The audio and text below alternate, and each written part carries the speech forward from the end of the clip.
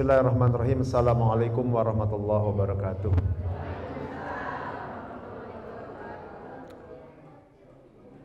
Alhamdulillah. Alhamdulillahilladzi an'ama alaina bi ni'matil imani wal islam. Asyhadu an la ilaha illallah wahdahu la syarika lahul malikul alam. Wa asyhadu anna Muhammadan abduhu wa rasuluhu khairul anam. Allahumma salli wa sallim wa barik ala sayyidina wa maulana Muhammadin sallallahu alaihi wasallam wa ala alihi wa sahbihi wa man ittaba'a hudahu sabilas salam, amma ba'd. Wa qala Allah ta'ala fil kitabil karim, a'udzu billahi minasy syaithanir rajim, bismillahirrahmanirrahim. Ya ayyuhalladzina amanu taqullaha haqqa tuqatih wa la tamutunna illa wa antum muslimun. Wa qala ya ayyuhalladzina amanu kutiba alaikumus siyamu kama kutiba alal ladzina min qablikum la'allakum tattaqun. Wa qala Rasulullah sallallahu alaihi wasallam ittaqillaha haitsu ma kunta wa atbi'is sayyi'atal hasanah tamhuha wa khaliqin nas bi khuluqin hasanin.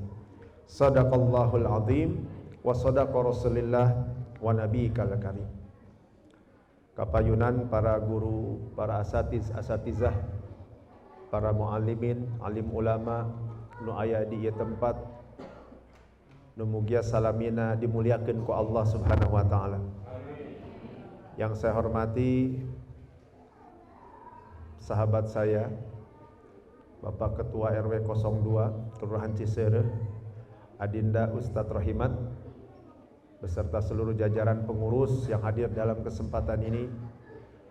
Lalu kemudian Ketua DKM, para tokoh sesepuh, bini sepuh, Bapak Ibu hadirin sekalian, adik-adik semua yang mudah-mudahan dalam keadaan sehat walafiat, dalam keadaan berbahagia, dan dalam keadaan penuh semangat untuk menyambut bulan suci Ramadan. Amin ya Allah ya Rabbal alamin. Abdi moal panjang-panjang moal lami-laminya ibunya sakedik we nambihannya mah. Saya mau nanya kepada Bapak dan Ibu, kalau misalnya ada orang sekolah SD tidak lulus 20 tahun sakola we di SD, kira-kira anu bodoh saha? Muridna atanapi guruna? Kinten-kinten saha ibu anu bodoh? Muridna atanapi guruna? Muridnya atau gurunya, Pak? Iya, kalau mau dijawab jujur bisa dua kemungkinan. Muridna belegu, guruna cilepeung, gitu. Malas-malasan. Bisa saja kan? Coba sebutkan sekarang perguruan tinggi yang paling bagus di Indonesia. Sebutkan Pak satu-satu, Pak. ITB.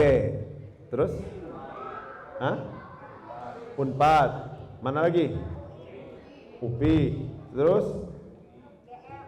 UI, Universitas Indonesia. UGM tapi harus punya ijazah ya. Harus ada ijazahnya. Terus? Apa lagi? Iya benar, harus punya ijazah kan? Ya, lulusan kuliah harus ada ijazahnya, jangan sampai jadi masalah. Universitas Airlangga termasuk, Brawijaya termasuk, baik. Di luar negeri, universitas paling tinggi, paling bagus, Harvard, Oxford, itu salah satu yang ternama. Semuanya bagus, semuanya ternama, semuanya hebat. Saya mau tanya kepada Bapak dan Ibu, yang mendirikan siapa? Yang punya, yang mendirikan pertama kali universitas-universitas itu. Tekedah nyebat ke namina ibu udah mual terang atau dia oge mual apa? Tapi bisa dipastikan yang membuat adalah manusia. Walaupun dia punya gelar profesor, doktor, insinyur, SE, MM, MCK, SPBU, WCU, PSSI, IPSI, tetap manusia. Mungkin tidak dia berbuat salah? Mungkin, namanya juga manusia. Mungkin tidak dia ada kekurangan? Mungkin, namanya juga manusia. Walaupun dia punya gelar seabrek-abrek Bapak dan Ibu, apapun gelarnya, yang menciptakan, yang mendirikan sekolah-sekolah ini, tetap dia memiliki kekurangan, dia bisa berbuat kesalahan karena dia manusia. Terus siapa guru besarnya di sekolah-sekolah ini? Hah? Guru besarnya?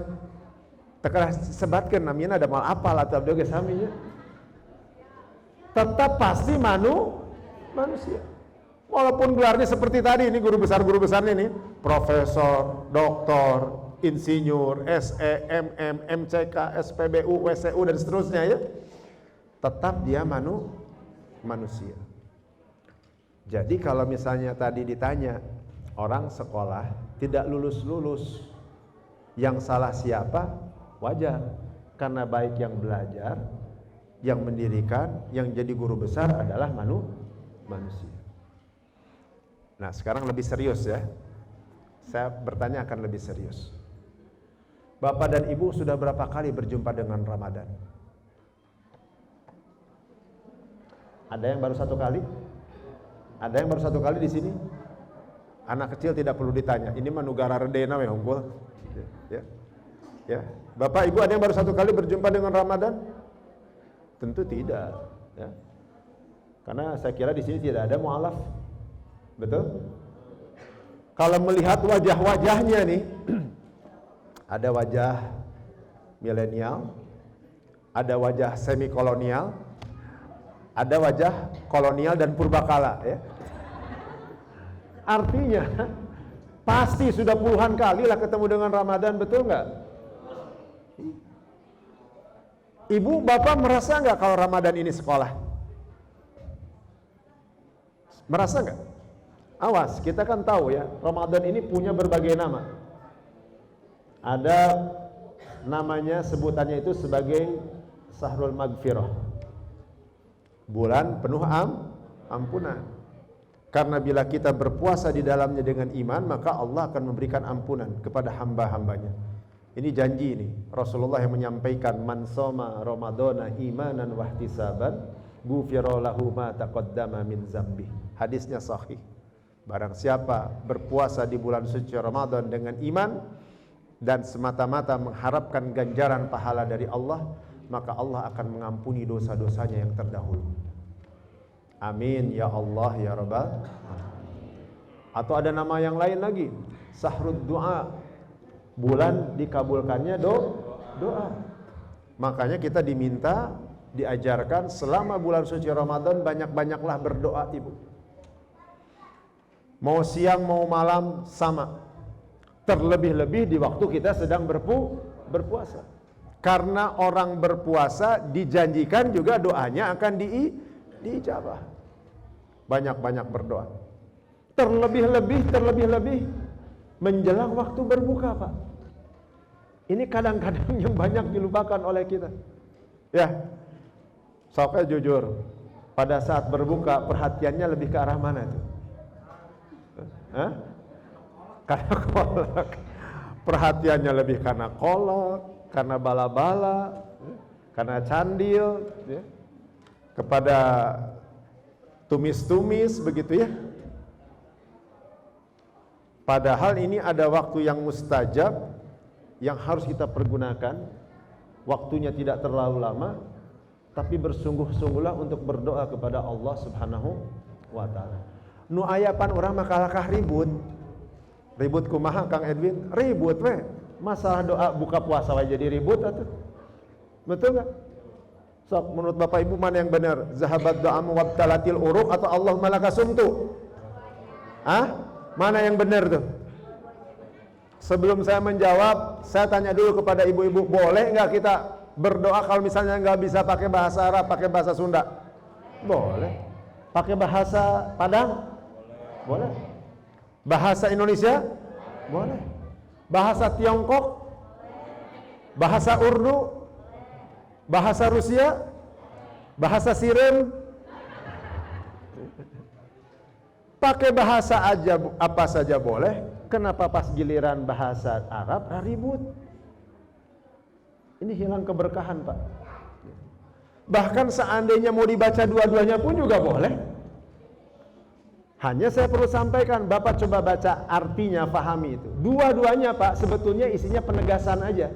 Penegasan bahwa kita sudah berpuasa dan tanda membatalkan puasa. Ari duana mana? Duana nu mana? Duana kudu ditambahan. Makanya para alim ulama, guru-guru kita itu mengajarkan menjelang berbuka itu tinggalkan segala kegiatan kecuali tentu yang darurat sifatnya yang tidak bisa ditinggalkan. Lalu fokus untuk berzikir, beristighfar, berdoa, memohon kepada Allah. Kalau Bapak Ibu pernah umroh di bulan suci Ramadan, mudah-mudahan semuanya bisa ya umroh di bulan suci Ramadan ya. Karena ganjaran pahalanya luar biasa, Pak. Seperti kita melaksanakan ibadah haji bersama-sama dengan baginda Nabi. Bapak lihat di sana, kalau di bulan suci Ramadan mau di Masjidil Haram, mau di Masjid Nabawi, orang-orang Arab itu sibuk. Sibuk naon Kang Edwin ngabetotan jamaah. Kalau kita lewat, dipegang tangan kita, langsung dipanggil sama dia. Haj, haj, haj. Ta'al, tafaddal bil julus. Sini, sini, sini, duduk di sini, duduk di sini, duduk di sini. Mau apa? Dibawalan makanan. Disiapkan oleh mereka makan. Kita duduk di situ. Karena waktunya masih panjang, waktu itu jam 4, setengah 5, ya banyak yang ngobrol juga di situ. Tapi begitu menjelang waktu berbuka, Pak, setengah jam sebelumnya, 40 menit sebelumnya, itu saya perhatikan orang-orang, terutama yang orang-orang Arab sudah diam dia. Lalu kemudian mereka sibuk zikir, ada yang membaca Al-Quran, ada yang beristighfar. Lalu kemudian menjelang waktu berbuka makin sibuk lagi, apa? Berdoa kepada Allah Subhanahu wa ta'ala. Kalau doa yang tadi, yang zahabat do'amu wabkalatil uruk, seterusnya Allahumma laka sumtu wabika amantu dan seterusnya. Kalau ibu baca ada 1 menit enggak? Enggak bakalan, Pak. Beberapa detik juga selesai. Makanya diingatkan banyak-banyak berdoa di saat mau menjelang berbuka. Dimulai nanti ya pada saat kita Ramadan tahun ini ya. Ya, manfaatkan untuk benar-benar berdoa kepada Allah Subhanahu wa ta'ala. Terus apa lagi? Nama dari Ramadan ini di antaranya juga merupakan sahrut tarbiyah, bulan pendidikan. Ulama menjelaskan Ramadan ini juga adalah sekolah. Nah, kembali lagi kepada yang tadi. Pertanyaan saya. Siapa yang menciptakan Ramadan? Siapa? Allah. Yang punya Ramadan siapa? Allah. Mungkin tidak Allah punya salah? Mungkin tidak? Jawab, Bu. Jawab. Mungkin tidak Allah punya salah? Jangan tidak, jawabnya tidak mungkin. Awas, ini masalah tauhid nih. Mungkin tidak Allah punya kekurangan? Tidak mungkin. Allah Maha Sempurna, Allah Maha Mulia, Allah Maha Agung, Allah Maha Tinggi. Tidak mungkin Allah punya salah, Allah punya kekurangan. Satu ya.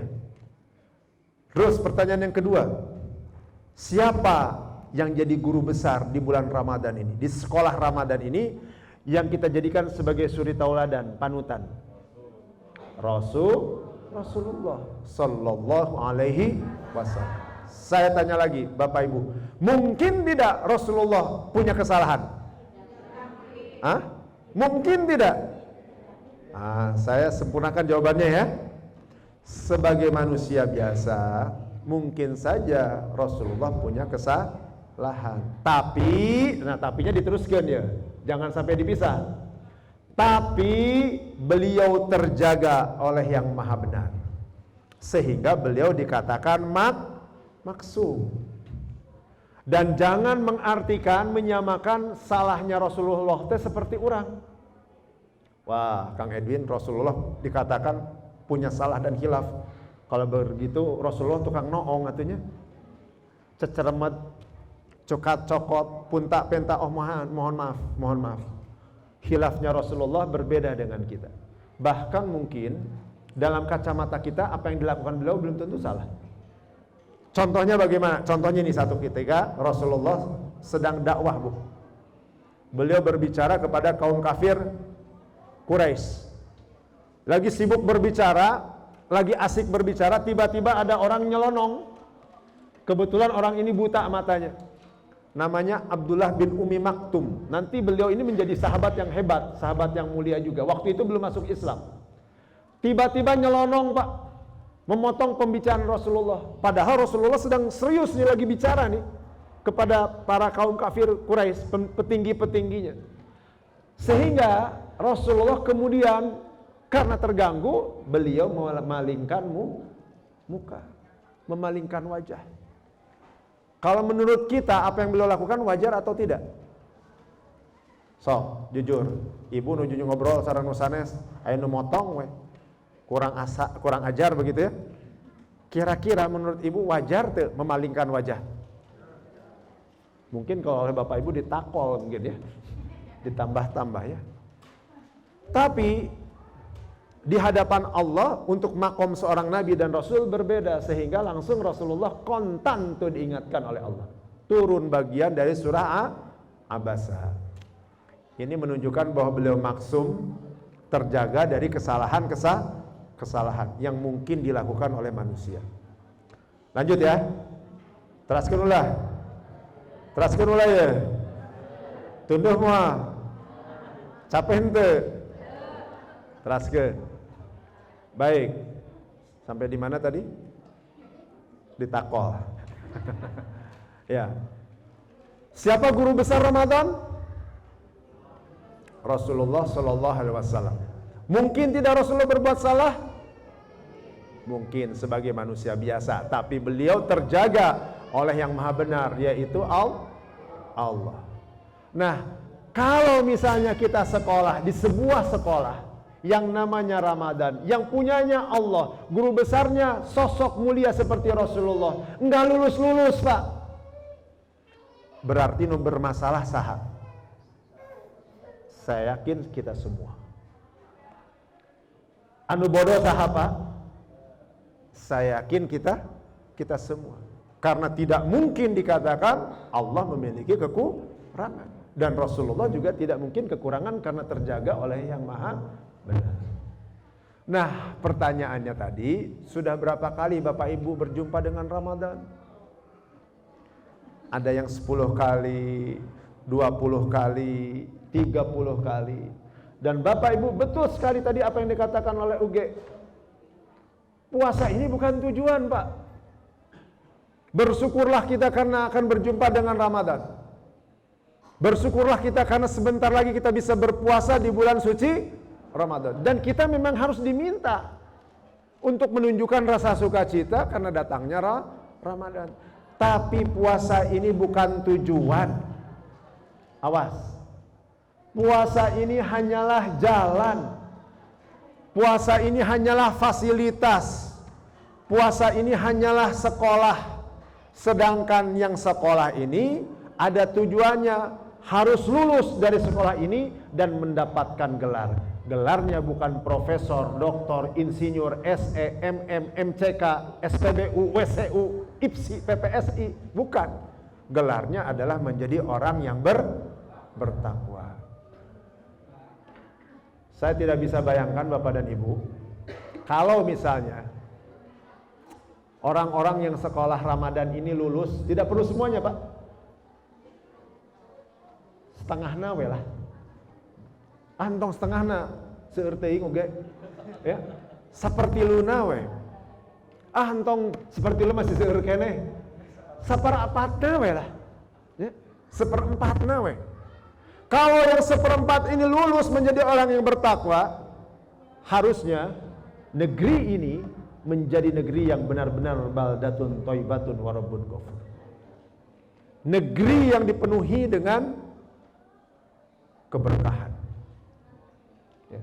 Kenapa? Karena janji Allah, Allah itu akan memberikan keberkahan kepada satu negeri kalau orang-orangnya bertakwa, Pak. Walau anna ahlal qura amanu wattaqau la fatahna 'alaihim barakatim minas sama'i wal ard. Walakin kazzabu fa akhadnahum bima kanu yaksibun. Seandainya penduduk suatu negeri beriman dan bertakwa kepada Allah, maka niscaya kami, kata Allah, akan melimpahkan keberkahan yang datangnya dari langit dan dari bumi. Tetapi sesungguhnya mereka mendustakan kebenaran itu, sehingga kami timpakan azab atas perbuatan mereka. So, di negara kita banyak tidak yang jadi koruptor? Puasa tara marane hanate. Ya? Puasa, Pak, karena mayoritas muslim, Pak. Dan koruptor itu mayoritas pasti muslim. Di negara kita banyak enggak yang jadi perampok, jadi pembunuh, pemerkosa, pelacur, gigolo. Mereka berjumpa dengan Ramadan atau tidak, Pak? Berjumpa dengan Ramadan.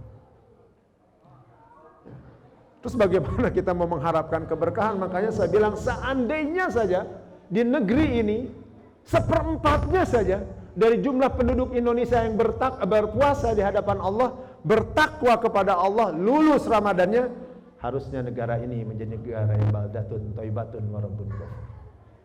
Negara yang adil, makmur dan sejahtera. Dan Bapak Ibu harus tahu bahwa takwa ini benar-benar diperintah oleh Allah Subhanahu wa taala. Saya akan sampaikan beberapa saja ayatnya ya, sebelum kita tutup. Pertama, buka surah Ali Imran ayat 102.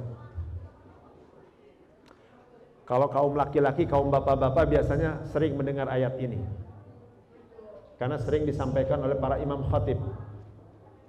Apa bunyinya? A'udzubillahi minasyaitonirrajim. Bismillahirrahmanirrahim.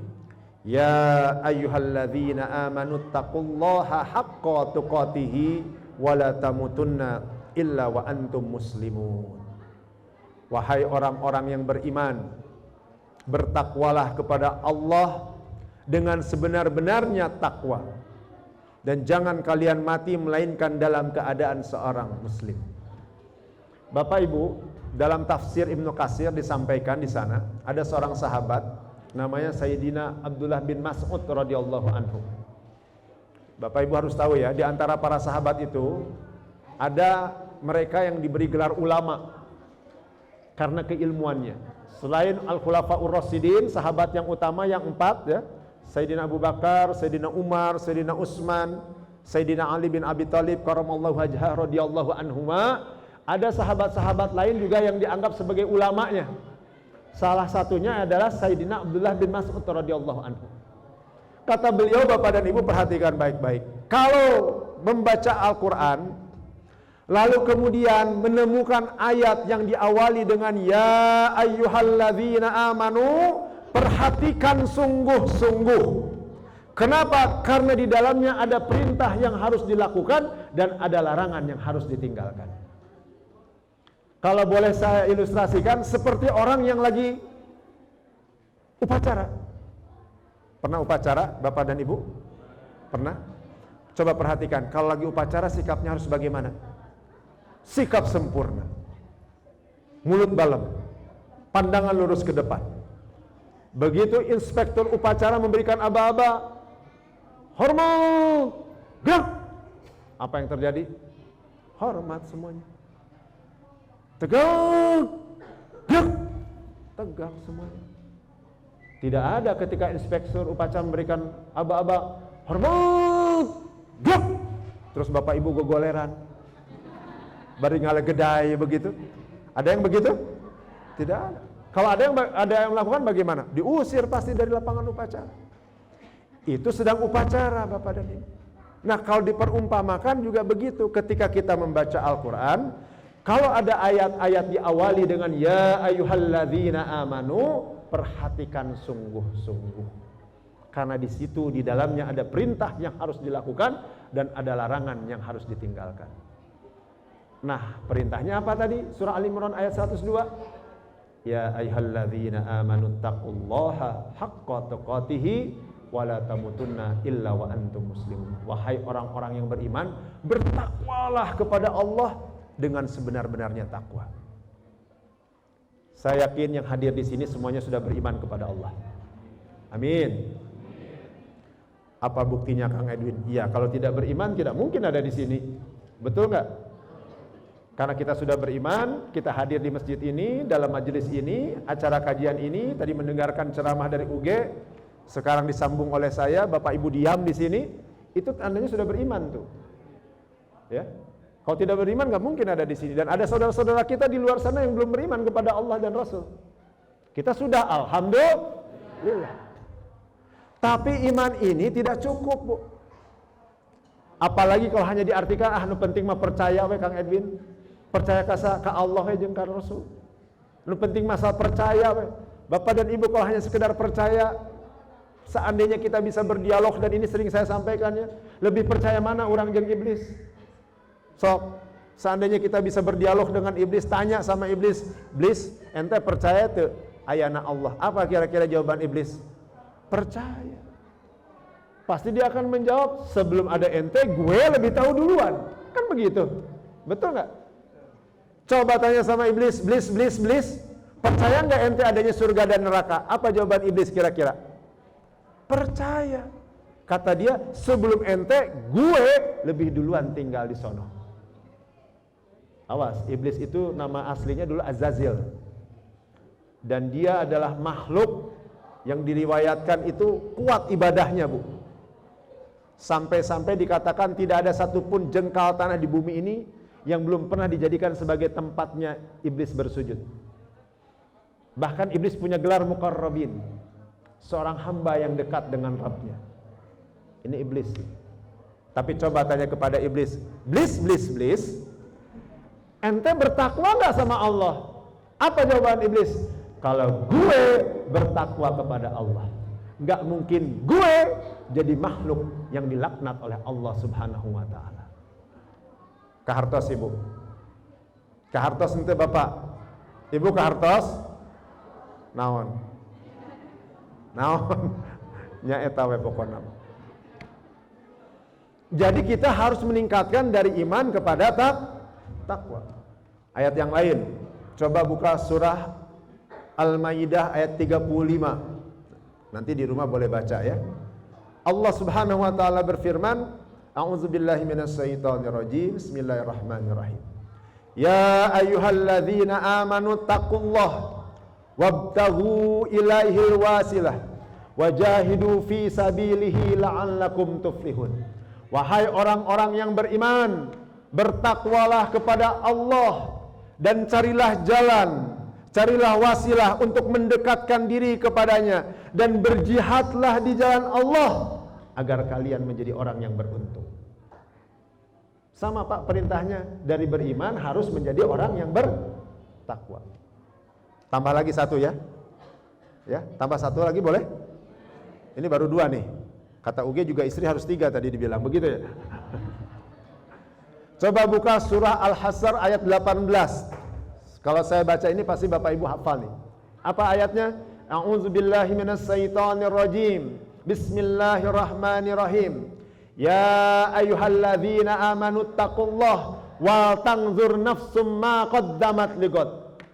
Wattaqullaha innallaha khabirum bima ta'malun. Wahai orang-orang yang beriman, bertakwalah kepada Allah, dan hendaknya setiap orang memperhatikan apa yang telah diperbuatnya untuk bekal hari esok, hari akhirat, dan bertakwalah kepada Allah. Sungguh Allah maha teliti terhadap apa yang kamu kerjakan. Kahartos Ibu? Naon kahartosna? Kita diperintahkan yang sudah beriman ini agar bertakwa. Dan tidak ada ayat di dalam Al-Quran Pak, tidak ada ayat di dalam Al-Quran yang menyampaikan Allah memerintahkan kepada manusia untuk bertakwa. Tidak ada. Kartos, kalau orang beriman baru diperintahkan untuk bertakwa. Karena orang manusia atau orang, dia harus beriman dulu Pak, sebelum dia bertakwa kepada Allah Subhanahu wa ta'ala. Nah, kita-kita yang hadir di sini nih sudah beriman. Dan kita punya cara untuk meningkatkan iman kita menjadi takwa. Apa itu caranya? Di antaranya yaitu dengan berpuasa di bulan suci Ramadan. Ya ayyuhalladzina amanu kutiba alaikumus siyamu kama kutiba alal ladzina min qablikum la'allakum tattaqun. Surah Al-Baqarah ayat 183. Nah, mudah-mudahan dengan hikmah Ramadan tahun ini, yuk sama-sama kita harus punya resolusi, Pak. Ya. Kita niatkan Ramadan tahun ini harus membuat kita lulus sekolah. Menjadi hamba Allah yang bertakwa.